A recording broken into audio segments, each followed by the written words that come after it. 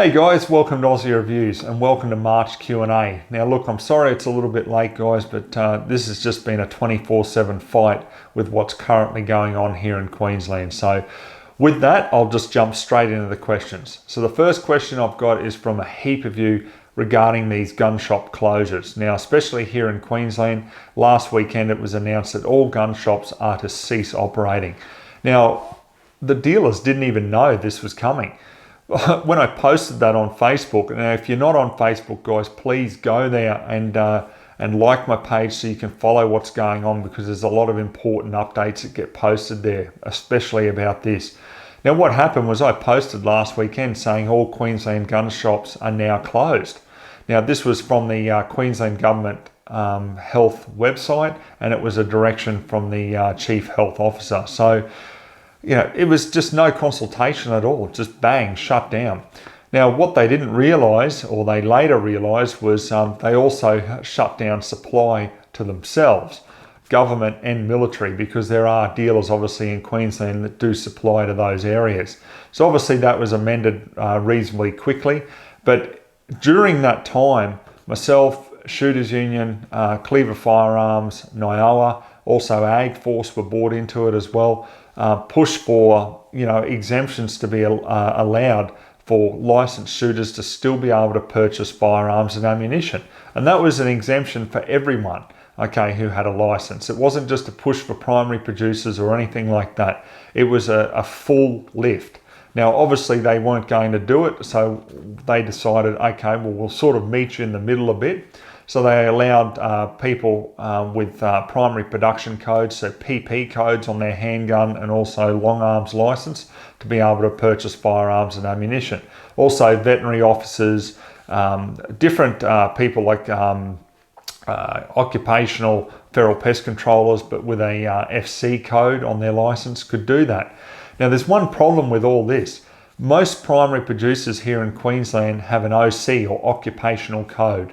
They don't have the PP code for primary production, or they used to, but weapons licensing on their renewal decided to change that. Now you often think to yourself, well, I wonder why they did that. Well, this is a good example of how those people are now disadvantaged. Also too, primary producers that have a and B license, a lot of them only have a recreational license, because that's what weapons licensing told them to take. You know, when they tried to push for an OC or occupational license, they said, oh, just take the recreational license. You can still do everything you need to do on your farm with that. So this is the problem. Now those guys and girls are prohibited from going out and purchasing ammunition. So, you know, it's a massive balls up, and I might actually do a separate video, guys. If you want to see that, I'll go into a lot greater detail and where to from here. But basically, my view, it's just been an absolute knee-jerk reaction. And why I say that is because it's not one rule for all. I mean, you can have, for example, a sex shop that's open for business because that's classed as essential. However, you have a firearms store that provides firearms and ammunition to licensed shooters that's non-essential.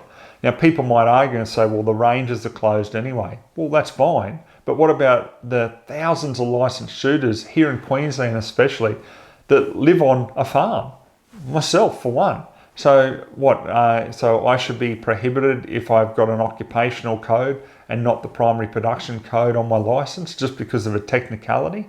You know, so there's a lot of issues behind it. And I can assure you guys, it has been a massive fight. I've been on to the local member, also Trevor Watts, the Shadow Police Minister, been in great discussion with him about what the issues are as well. Yeah, this has just gone absolutely viral, the fight from shooters on this. And I encourage all of you to make sure you contact your local member about this and tell them you do not want these restrictions placed on licensed shooters. Because the government has come out and said, Victoria, for example, they came straight out. They were honest. They said, we don't want people having firearms and ammunition, especially in a lockdown, because there's a greater risk of domestic violence. Well, there's a few problems with that. Number one, as most people know who have a firearms license, if you have a domestic violence order placed upon you, there goes your license, there goes your firearms. So that really null and voids that argument in my view. Secondly, let's think about the reality. Say a couple are arguing and it gets really heated, okay? And then for whatever reason, someone snaps. What are they going to do? Then go to their gun safe, enter in the code or find the key, unlock it all, put the bolt in their rifle, then go to their ammunition cabinet, get some ammunition. Like, the reality of that is just ridiculous. It doesn't exist. If it did, you would see numerous licensed shooters, without their gun licenses, without their firearms, because as I said, if you have a DV order on you, you can't legally possess any of that. So yeah, there's so many holes in it. It's unbelievable in my view, but guys, that's the situation. Like I said, I might do a separate video and expand on a lot more of it. But honestly, if you haven't got behind the Shooters Union, guys, join up for God's sake. I don't care if you're not in Queensland, just join up. They have been absolutely vocal on this whole entire issue.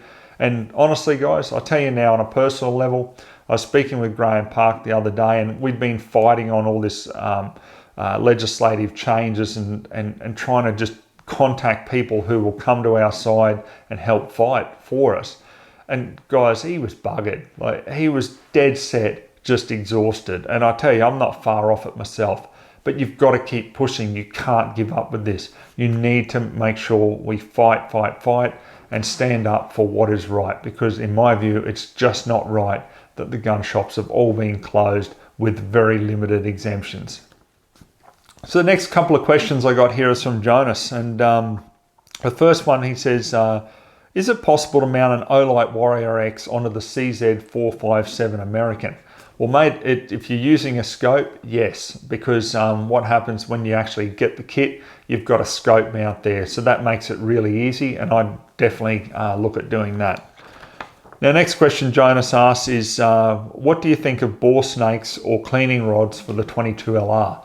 Well, mate, I use both, okay? So, like if I'm going away doing some hunting, well, I'll just throw a bore snake in. I mean, it's not the best cleaning method in my view, but it's really good to be able to just simply, after you've done a night's worth of shooting, be able to just pull it through and just get a lot of that crud out of there. Now, obviously, when you get home there, that's when you can use your cleaning rod, patch things out and be a lot more, I guess, thorough with it. Next question from Jonas is a bore guide necessary? Well, look, you will speak to different people who will give you different answers naturally, depending on what their application of the firearm is. Now, if you speak to a bench rest shooter, they'll tell you 100% that it's required. You speak to a farmer, they'll go, huh, what's that? So you'll get different answers, mate. So my personal view on it, look, yes, I've got a couple myself. Do I use them? Not really. I mean, I just take my time when I'm patching out. That's just my honest answer on that. Next question from Jonas is, which brand of cleaning rod should I use for my CZ457 American in 22LR? Does it make a difference, or are all rods the same?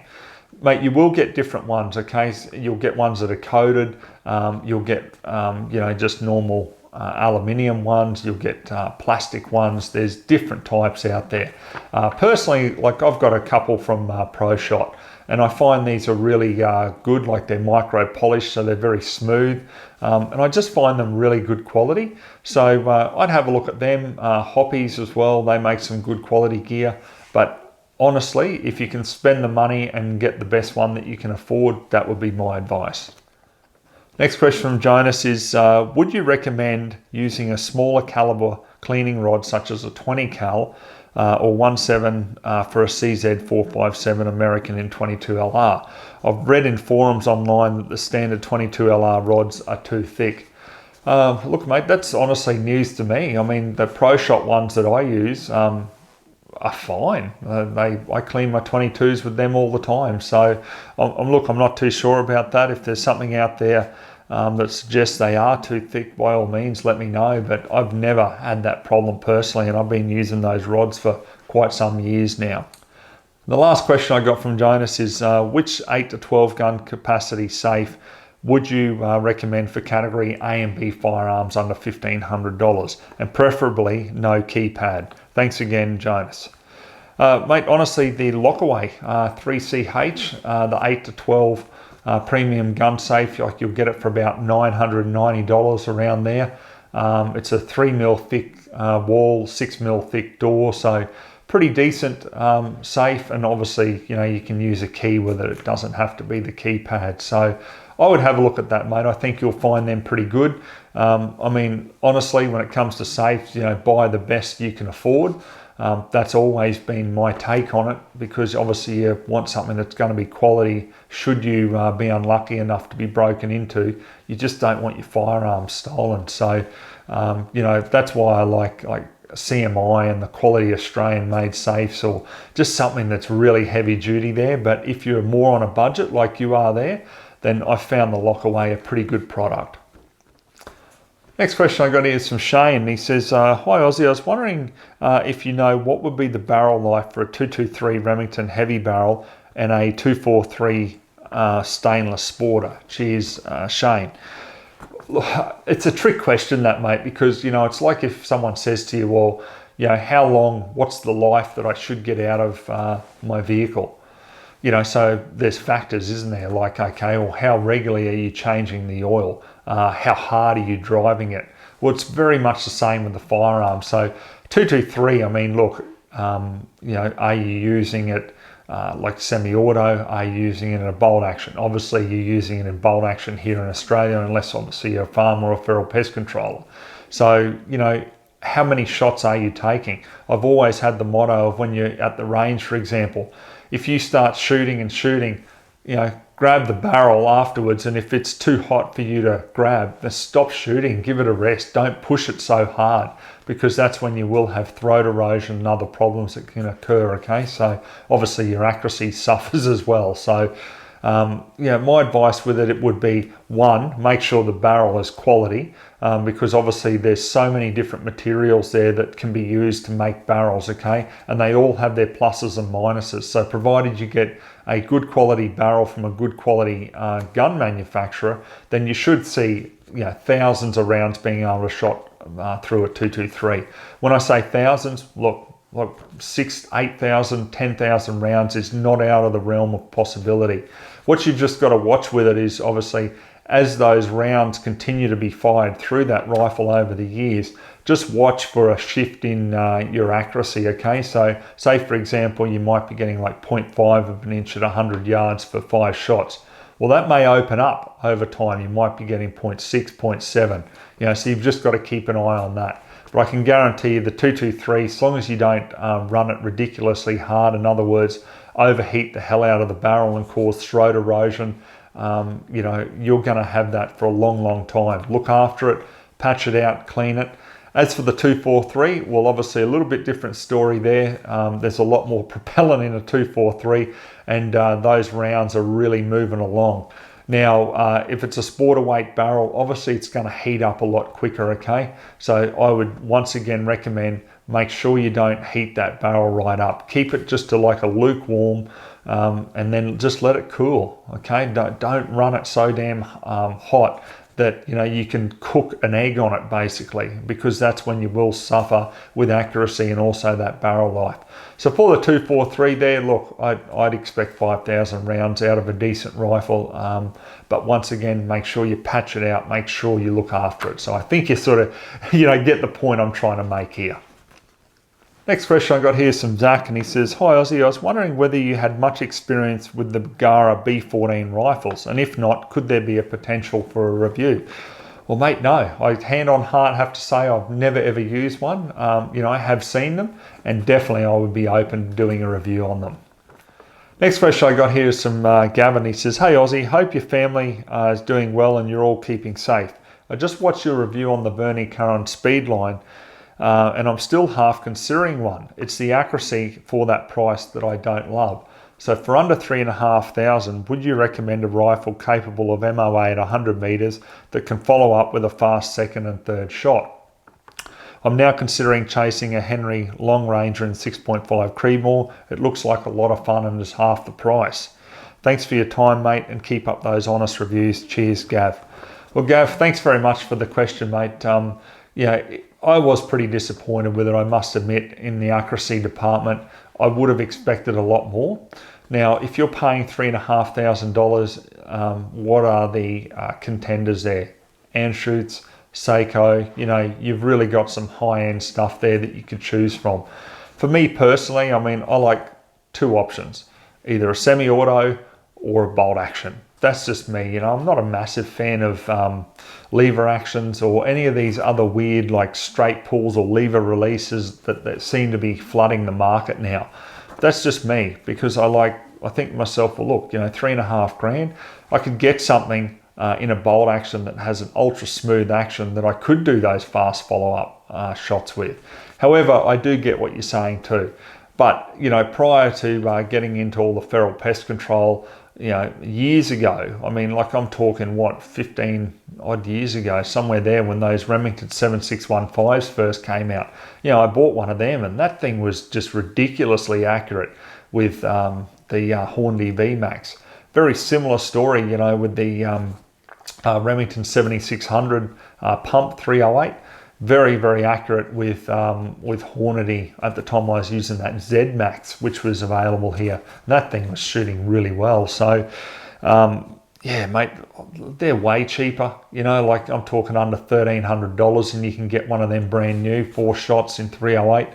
That would probably be the way I'd go. Now, I'm not a massive fan of Remington either, because I've seen some really bad quality control issues over the years. However, from what I've seen, their like 7615 and their 7600 is pretty robust and well built. So for me, you know, if you can't get a semi-auto and you've got to rely on either a bolt or another action, a pump would be a good compromise. So I would probably suggest having a look at that as well.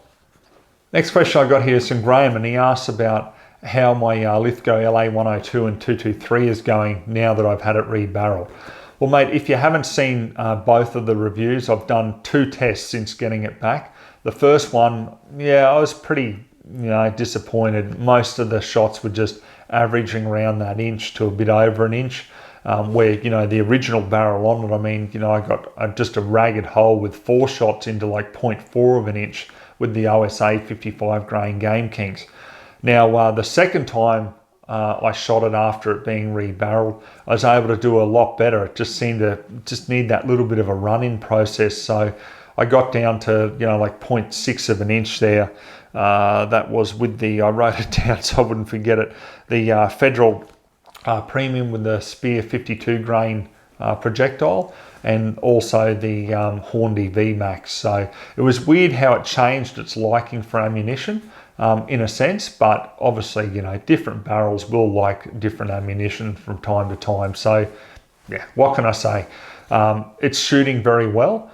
Do I use it much? Mate, I don't get to use it as much as what I probably should, because I'm always getting new firearms for review. So I'm busy putting my time into that rather than just sitting down recreationally and having a shoot. I honestly can't remember the last time that I just sat down, no camera, you know, not doing pest control or anything like that for the farm, but just sat down to just have a normal shoot. I can't remember the last time I did that, because I'm always doing something, you know, for the channel or for the farm. So yeah, mate, look, at the end of the day, it is shooting very acceptably. Yeah, I'm really happy with around that half inch, 0.6 of an inch, 5 shots at 100. Yeah, that's a really good benchmark.